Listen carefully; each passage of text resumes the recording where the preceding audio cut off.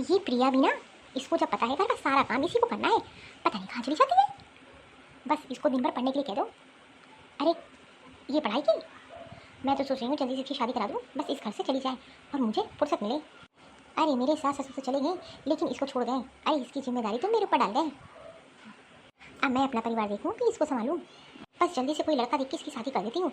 मैं तो इसकी पढ़ाई नहीं करवाऊँगी।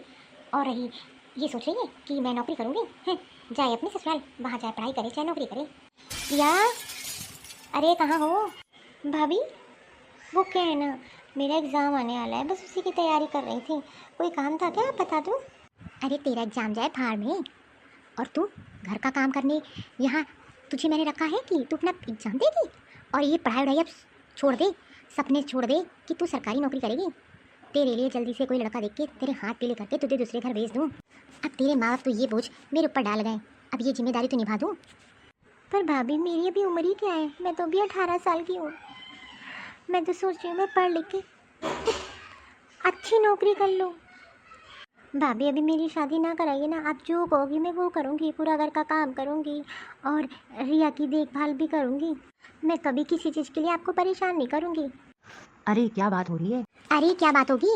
अरे आपकी बहन की शादी करवानी है कि नहीं, कि यहीं पड़ी रहेगी हम लोग के ऊपर? अरे कब तक हम लोग उसका ध्यान देंगे? अरे आपके माँ बाप तो चले गए और जिम्मेदारी छोड़ गए। मेरे नॉलेज में एक रिश्ता है, मैं तो सोच रही हूँ उसी घर शादी कर दूँ, खुश रहेगी और फिर आगे की पढ़ाई लिखाई इसके ससुराल वाले देखेंगे। हम लोग क्यों इस पे पैसा खर्च करें? हाँ प्रिया, तेरी भाभी सही कह रही हैं। और वैसे भी आज मम्मी पापा होते तो अलग बात थी, अब हम लोग तुझको कहाँ तक देखेंगे। और लड़कियों की शादी वैसे जल्दी कर देनी चाहिए। और रही पढ़ाई की बात, अरे ससुराल जाना, वहाँ पढ़ाई कर लेना। और तू तो जानती ही है अब रिया बड़ी हो रही है, उसकी भी पढ़ाई लिखाई सब देखना है। भैया मैं आपको कभी परेशान नहीं करूँगी किसी चीज़ के लिए, भाभी प्रॉमिस करती हूँ कभी मैं तंग नहीं करूँगी। लेकिन मेरी शादी ना कराओ, मेरी बहुत इच्छा है मैं पढ़ लिख के डॉक्टर बनूँ और मम्मी पापा की भी ये इच्छा थी। मैं प्रॉमिस करती हूँ कभी आपको कोई दुख नहीं पहुँचाऊँगी, घर का सारा काम करूँगी। अरे डॉक्टर बन चाहे इंजीनियर बन, जा अपने ससुराल में वहाँ बन, लेकिन अब तू यहाँ नहीं रहेगी। बस तेरी जल्दी से शादी करा दे रही हूँ। हाँ हाँ, तू सही कह रही है। ठीक है, जिस लड़की की बात तू कर रही है एक बार जाके देखा, नहीं तो मैं यहाँ बुला लेता हूँ। और अब तो ये बड़ी हो गई, इसकी जिम्मेदारी अब मुझे निभानी पड़ेगी। और कल को अगर कुछ ऊँच नीच हो गई तो लोग यही कहेंगे कि भैया भाभी ने ध्यान नहीं दी। भैया, अरे क्या भैया भैया लगा रखी है। और हाँ, शादी की तैयारियां शुरू कर दे, इसी में तेरी भलाई है। और रही आगे की जिम्मेदारी, शादी तक मैं तेरी जिम्मेदारी सब अच्छे से निभा दूंगी। और अगर तेरी किस्मत में पढ़ाई लिखाई और डॉक्टर बनना लिखा होगा तो हो सकता है तू अपने ससुराल में चली जाए, वहाँ बन जाए। भाभी भैया, मेरी शादी इतनी जल्दी ना कराइए, मेरी अभी उम्र ही क्या है। मेरा मन है मैं पढ़ूँ लिखूँ।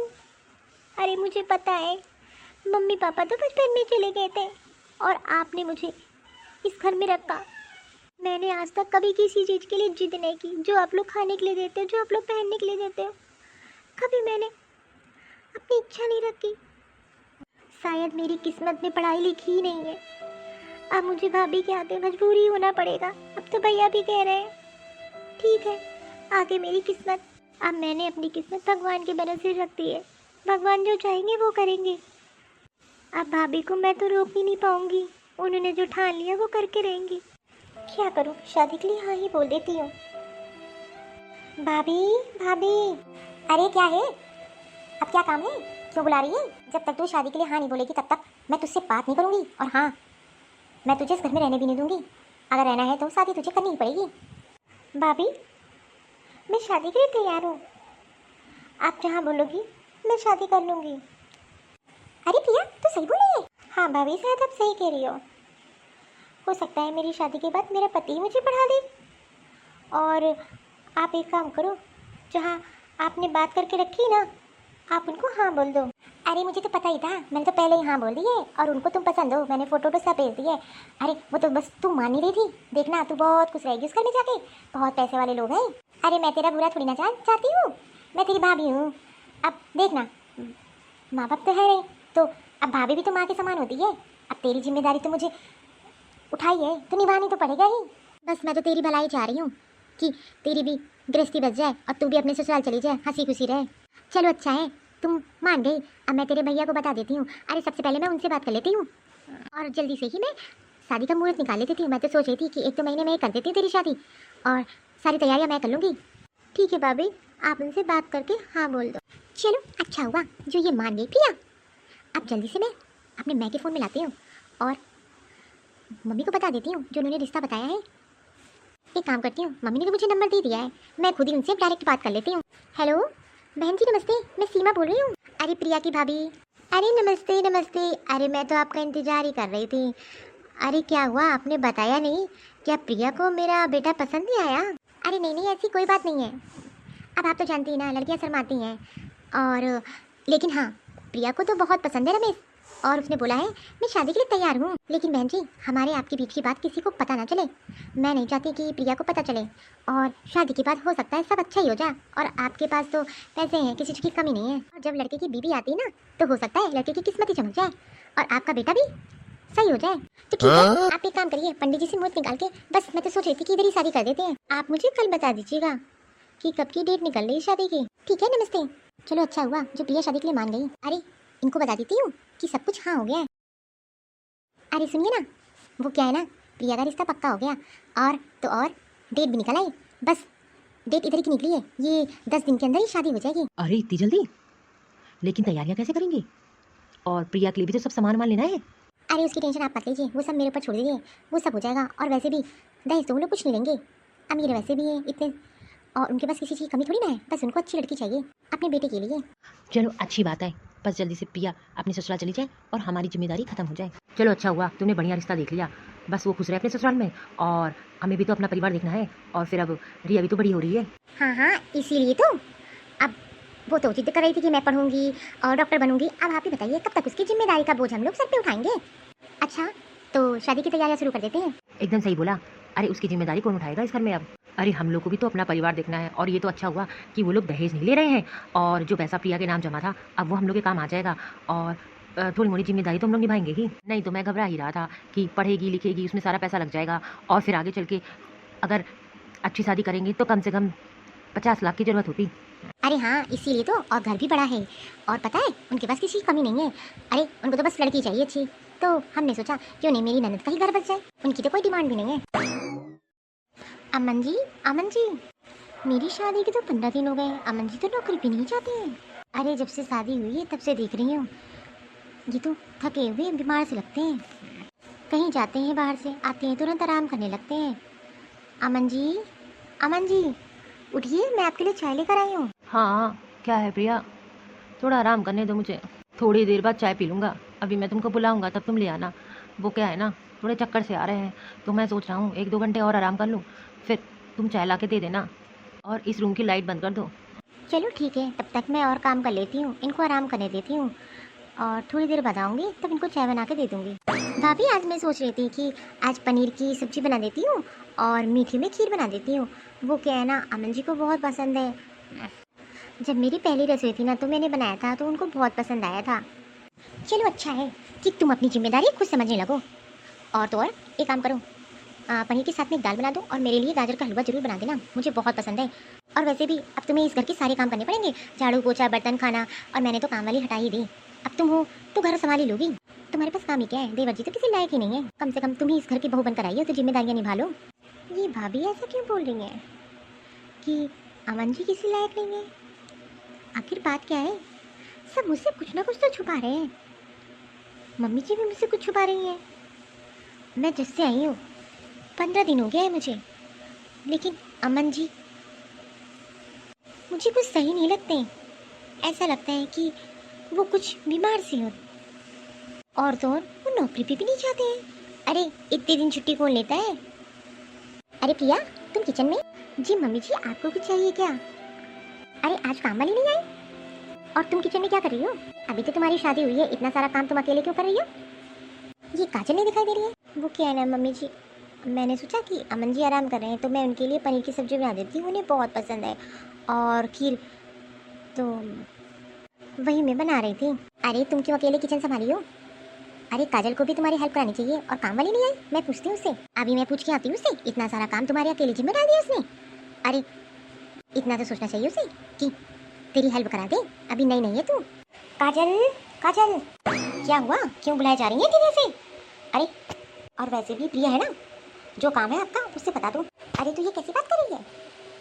और ये बता, वो अभी भी आई है इस घर में और तूने इस घर की सारी जिम्मेदारी उसके ऊपर डाल दी? अरे कम से कम तू तो हेल्प भी करा सकती है। और घर में काम वाले लगे थे, आज काम वाले क्यों नहीं आई?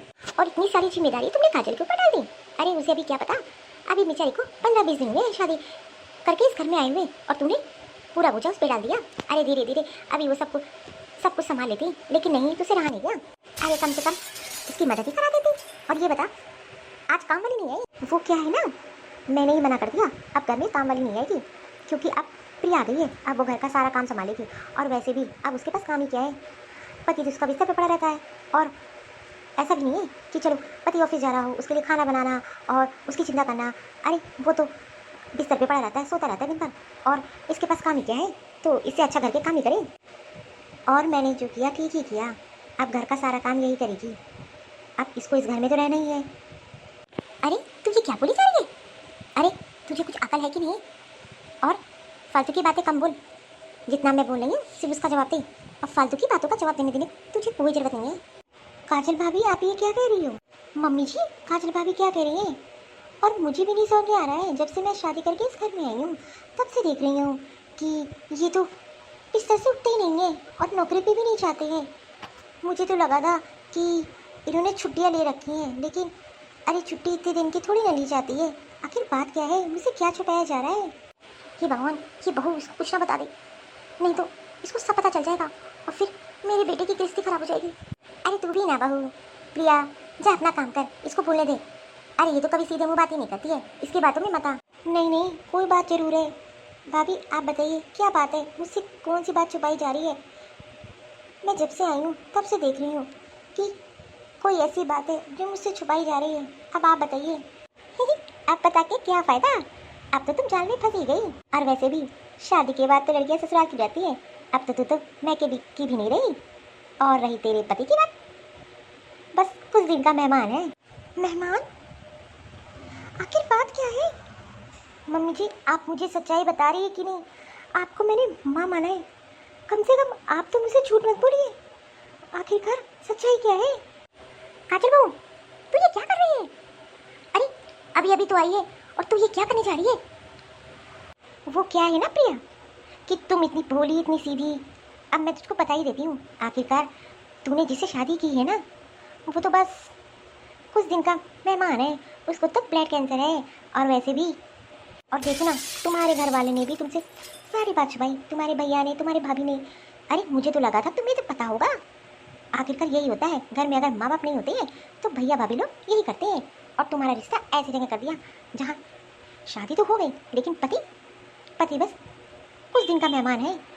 मम्मी जी भाभी ये क्या बोल रही है कि अमन जी ये क्या बता रही हैं? मम्मी जी आप मुझे सच्चाई बताइए, आखिरकार बात क्या है, मुझसे क्या छुपाया जा रहा है? क्या भाभी जो बोल रही है वो सही है? हाँ भैया सही है। देखो ना, मेरे घर में किसी चीज़ की कमी नहीं है, लेकिन मेरा बेटा देखो, लेकिन मैंने सोचा हो सकता है कि भगवान की कृपा हो और मेरा बेटा सही हो जाए। और मैं एक माँ हूँ, बस इसी लालच में आके मैंने अपने बेटे की शादी कर दी कि उसका भी परिवार, उसकी भी गृहस्थी हो, उसकी भी शादी हो। लेकिन कसम से मैं नहीं चाहती थी कि तुमसे इतनी बड़ी बात तुम्हारे भैया का भी नहीं छुपाई। मुझे तो लगा था कि तुम्हें ये पता है और तुम्हारी मंजूरी से ये रिश्ता हुआ है। अगर मुझे पता होता कि तुम्हें ये नहीं पता है, तुम्हें पहले ही बता देती। इसमें मेरी कोई गलती नहीं है। पर मम्मी जी आप ही बताइए, मेरी शादी को सिर्फ अभी 15 दिन हुए और किसी भी औरत को ये पता चलेगा कि उसके पति को इतनी बड़ी बीमारी है। अरे मेरा कसूर ही क्या था? और मेरे भैया भाभी इतनी बड़ी बात छुपाई मुझसे।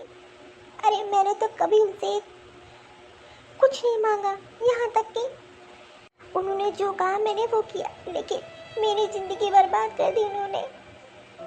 अरे लेकिन आप तो मुझे ये बता सकती थी, तभी मैं सोचूं कि जब से मैं शादी करके आई हूँ ये घर से बाहर ही नहीं निकलते। अरे ये तो बिस्तर से ही नहीं उठते। इन्होंने भी मुझे आज तक नहीं बताया, मेरी तो जिंदगी बर्बाद कर दी। अरे एक लड़की की जब शादी होती है वो खुश होती है कि नए घर जा रही है, उसका पति है, परिवार है। अरे मैं तो सुहागन होके भी विधवा हो जाऊंगी, और वो भी सिर्फ आप लोग की वजह से। प्रिया, मैं सच कह रही हूँ। मैंने तेरी भाभी से कहा था कि प्रिया को जरूर बता देना, अगर उसकी इच्छा हो तो वो शादी करेगी, नहीं तो कोई बात नहीं। और मैं तो माँ हूँ, माँ चाहेगी कि नहीं कि उसके बेटे की गृहस्थी बच जाए।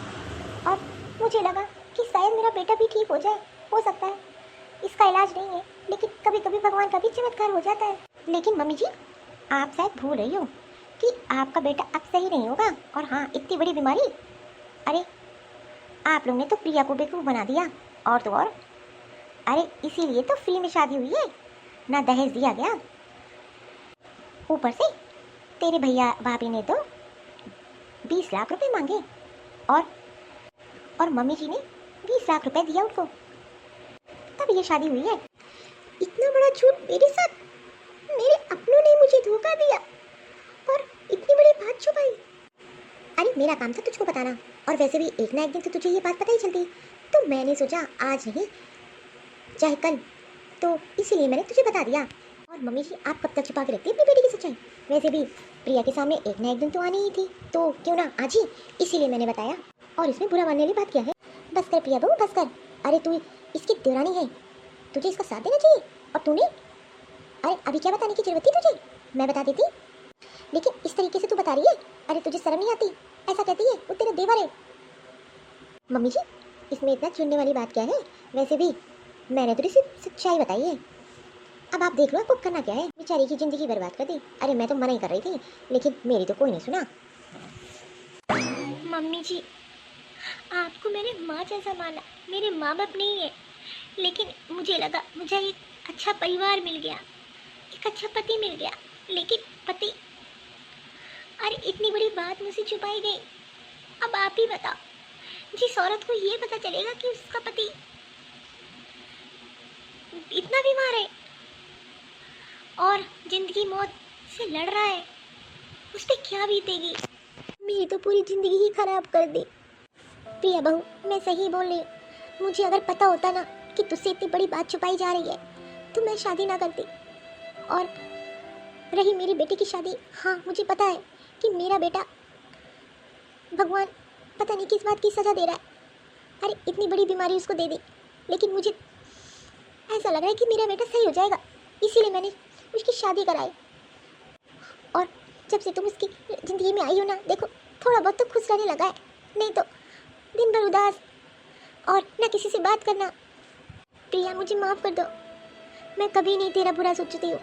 अरे मैं तो तेरे साथ हमेशा खड़ी हूँ, और तू जैसी इतनी अच्छी बहू बेटी भगवान किस्मत वालों को देते हैं। बस मेरे बेटे को संभाल ले, शायद तेरी दुआ से।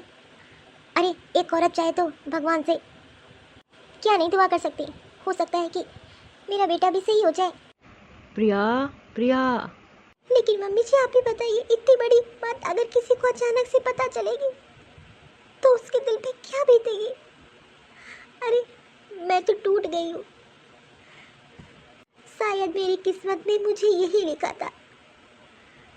प्रिया, प्रिया, आती हूँ जी। मम्मी जी मैं जा रही हूँ, बुला रहे हैं, मुझे इनको नाश्ता देना है। हे भगवान, ये क्या हो गया? अरे मुझे तो बिल्कुल भी नहीं पता था कि इस प्रिया को इतनी बड़ी बात छुपाई इसके भैया भाभी ने। बेचारे कितने सपने सजाए इसने, और इतनी बड़ी बात अचानक से पता चले। लेकिन मैं प्रिया को टूटने नहीं दूंगी।